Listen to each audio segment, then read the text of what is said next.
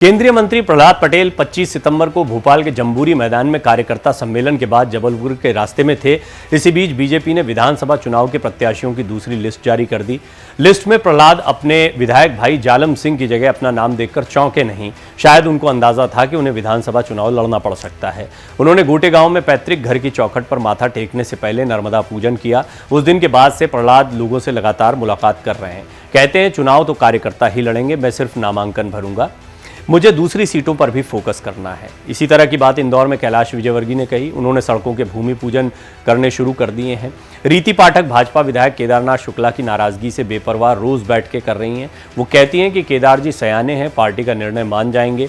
फग्गन सिंह कुलस्ते ने अपने क्षेत्र में डेरा डाल दिया है, 4 चुनावी दफ्तर खोल दिए हैं। राव उदय प्रताप सिंह ने 2 दिन पहले गाडरवारा में एक कार्यक्रम किया था जिसमें उनके साथ करीब 300 गाड़ियों का काफिला था।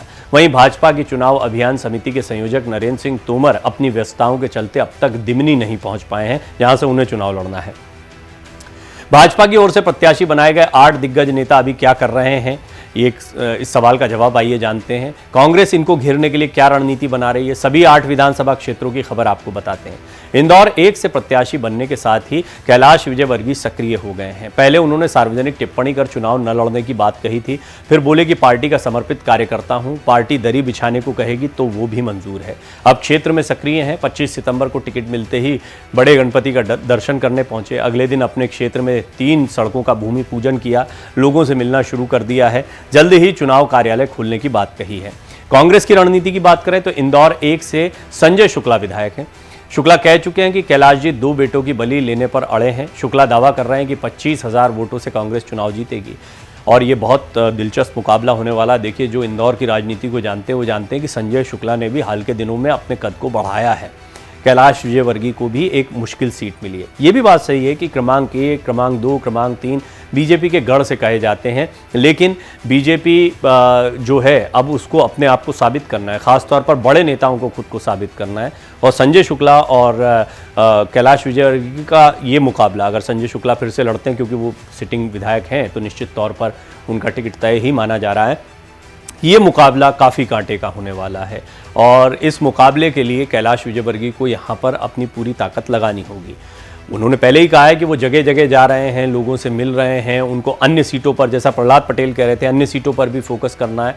स्टार प्रचारक रहे हैं, वो मध्य प्रदेश के बड़े नेता हैं, तो अब उन्हें अपनी सीट पे भी साबित करना है और साथ ही साथ में प्रदेश में या आसपास के क्षेत्रों में कैसा प्रदर्शन होता है ये भी महत्व का होगा। ये बीजेपी की एक स्ट्रैटेजी है। उन्होंने सारे सांसदों को और बड़े नेताओं को उन जगह पर उतारने का प्लान किया है जहां पर बीजेपी कमजोर है। ये एक तरह से उनका शक्ति परीक्षण है, लोकसभा चुनाव की तैयारी भी है। वहीं अब बात करते हैं प्रहलाद पटेल की। 5 बार सांसद रहे प्रहलाद पटेल पहली बार विधानसभा चुनाव लड़ेंगे। वो 25 सितंबर को सूची घोषित होने के अगले दिन ही जबलपुर पहुंच गए थे। वो तीसरे दिन 28 सितंबर को नरसिंहपुर पहुंचे। पटेल ने सबसे पहले क्षेत्र के कार्यकर्ताओं से मुलाकात की। इसके बाद नरसिंहपुर में अपने मुख्य चुनाव कार्यालय का उद्घाटन किया। छोटे भाई और मौजूदा विधायक जालम सिंह पटेल ने प्रचार की पूरी कमान संभाल रखी है। कांग्रेस की रणनीति की बात करते हैं तो यहाँ लाखन सिंह कांग्रेस का चेहरा है। अब तक यहाँ कांग्रेस के पास कोई मजबूत रणनीति नहीं दिख रही है, न ही कोई मजबूत चेहरा दिख रहा है। बहुत प्रहलाद पटेल काफ़ी लोकप्रिय हैं इस क्षेत्र में।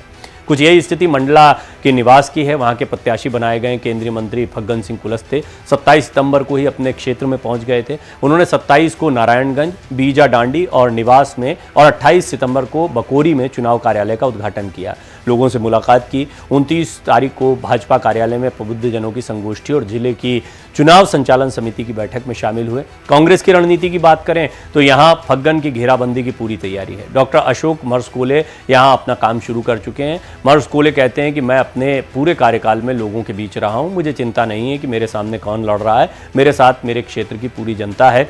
सीधी से प्रत्याशी बनाई गई सांसद रीति पाठक ने 26 सितंबर से ही क्षेत्र में मोर्चा संभाल लिया। मौजूदा विधायक के बगावती सुरों के बीच रीति पाठक कार्यकर्ताओं की नाराजगी दूर करने में जुटी हैं। वो लगातार क्षेत्र के लोगों से मिल रही हैं। 29 सितंबर को यूपी के कद्दावर नेता सुरेश राणा की मौजूदगी में पार्टी की संगठनात्मक रणनीति तैयार करने में जुटी रहीं। 2 बार की सांसद रीति पाठक ने साफ कहा था कि उनकी इच्छा विधानसभा चुनाव लड़ने की नहीं है, लेकिन दायित्व मिलने के बाद सुर बदल गए। बोली कि मेरी पार्टी ने मुझे इस तरह से तैयार किया है कि कोई भी जिम्मेदारी उठा सकूं। कांग्रेस की रणनीति की यहां पर बात करें तो सीधी में कांग्रेस भी कोई महिला चेहरा उतारने पर विचार कर रही है। कांग्रेस यहां महिला चेहरा रंजना मिश्रा, जो पूर्व विधायक कमलेश्वर द्विवेदी और पार्टी के जिला अध्यक्ष ज्ञान सिंह, इनके बीच में तालमेल बनाकर रीति को घेरने की रणनीति पर काम हो सकता है। रीति पाठक का विरोध भाजपा के मौजूदा विधायक केदारनाथ शुक्ला ही कर रहे हैं। भाजपा के लिए भीतरघात से निपटना ही एक बड़ी चुनौती है। वहीं जबलपुर पश्चिम से प्रत्याशी बनाए गए मौजूदा सांसद राकेश सिंह टिकट मिलने के तीसरे दिन 27 सितंबर को जबलपुर पहुंचे थे।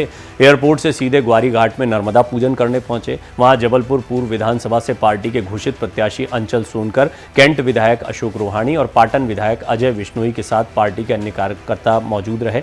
28 सितंबर को वो विधानसभा क्षेत्र में तैयार हो चुके 100 करोड़ के महानंदा तालाब से LIC फ्लाईओवर के लोकार्पण कार्यक्रम में सीएम शिवराज के साथ शामिल हुए। सांसद के प्रयासों से ही फ्लाईओवर का काम शुरू हो पाया था। सांसद ने क्षेत्र के सक्रिय भाजपा कार्यकर्ताओं की बैठक कर अपनी रणनीति बनानी शुरू कर दी है।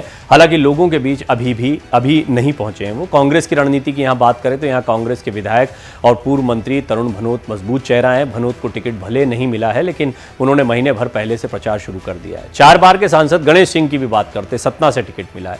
25 सितंबर की रात सूची घोषित होने के तीसरे दिन वो सतना पहुंचे। यहां करीबियों और पार्टी कार्यकर्ताओं के साथ बैठक की। अभी उन्होंने चुनाव कार्यालय शुरू नहीं किया है, जनसंपर्क भी शुरू नहीं कर पाए हैं। पहली कोशिश नाराज कार्यकर्ताओं और नेताओं को मनाने की है। पूर्व के बयानों को लेकर क्षेत्र में एक वर्ग पहले से नाराज है। कांग्रेस की रणनीति की बात करें तो गणेश सिंह को घेरने के लिए मौजूदा विधायक सिद्धार्थ कुशवाहा को ही कांग्रेस आगे बढ़ा सकती है। गणेश सिंह को हराने के लिए यहां कांग्रेस उनके धुर विरोधी नारायण त्रिपाठी की भी मदद ले सकती है। त्रिपाठी का यहां ब्राह्मण वोटों में खासा प्रभाव है। गणेश के समर्थक सवर्णों के खिलाफ बयानबाजी करते रहे। अब इस चुनाव में कांग्रेस इस एंगल पर भी फोकस कर रही है। नरसिंहपुर जिले की गाडरवारा विधानसभा सीट से प्रत्याशी बनाए गए सांसद उदय प्रताप सिंह 5वें दिन यानी 30 सितंबर को गाडरवारा में चुनाव कार्यालय खोलने पहुंचे थे। देरी पर बोले कि अभी होशंगाबाद क्षेत्र में पूर्व निर्धारित कार्यक्रम में व्यस्त था। जन आशीर्वाद यात्रा की समीक्षा बैठक की तैयारियों में जुटा था। पार्टी और कार्यकर्ताओं ने चुनाव अभियान पहले से संभाल रखा है। विधानसभा का प्रत्याशी बनाए जाने पर कहा कि भाजपा में कार्यकर्ता होना ही सम्मान की बात है। पार्टी का जो भी आदेश होगा वो शिरोधार्य है। उदय प्रताप ने 2 दिन पहले गाडरवारा में कार्यक्रम भी किया था। उनके साथ करीब 300 गाड़ियों का काफिला था। कांग्रेस की रणनीति की बात करें तो मौजूदा विधायक सुनीता पटेल यहां सक्रिय हैं। सरकार के खिलाफ पहले भी वो मुखर रही हैं। यहां उनकी अच्छी पकड़ है। पार्टी यहां युवा चेहरा जिला पंचायत सदस्य मोना कौरव पर भी दांव लगा सकती है। मुरैना की दिमनी विधानसभा से प्रत्याशी बनाए गए हैं केंद्रीय मंत्री नरेंद्र सिंह तोमर। अभी तक वो क्षेत्र में नहीं पहुंचे हैं। तोमर के मुताबिक जल्द ही क्षेत्र के लोगों के बीच जाएंगे। चुनाव संचालन समिति की बैठकें और ग्वालियर में पीएम नरेंद्र मोदी की सभा की तैयारियों के चलते अभी व्यस्तता है। हमारे कार्यकर्ता और पार्टी के लोग पहले से क्षेत्र में सक्रिय हैं। दिमनी मेरे लिए कोई नया नहीं है। यहाँ के सभी लोग मेरे परिवार की तरह हैं। ऐसे में वो खुद प्रचार की कमान संभाले हुए हैं। कांग्रेस की रणनीति की बात करें तो कांग्रेस यहां तोमर को घेरने के लिए मंथन कर रही है। दिमनी में ठाकुर वर्सेस ब्राह्मण हो सकता है। कांग्रेस यहां किसी ब्राह्मण चेहरे पर दांव लगा सकती है। कांग्रेस के एक बड़े नेता कहते हैं कि तोमर के लिए दिमनी में मुकाबला आसान नहीं होगा। कुल मिलाकर सभी जो बड़े बड़े चेहरे हैं, इन बड़े चेहरों को उतार कर एक माहौल तो बनाया गया, लेकिन इनको टफ सीट दी गई है, मुश्किल सीट दी गई है, यानी कि इनको हारी हुई सीटों को जीतना। और यही वजह भी रही कि बड़े चेहरों को उतारा गया है। हालांकि यहां पर कार्यकर्ता और ये तमाम बड़े चेहरे आश्वस्त हैं कि जनता उन पर पूरा भरोसा करेगी।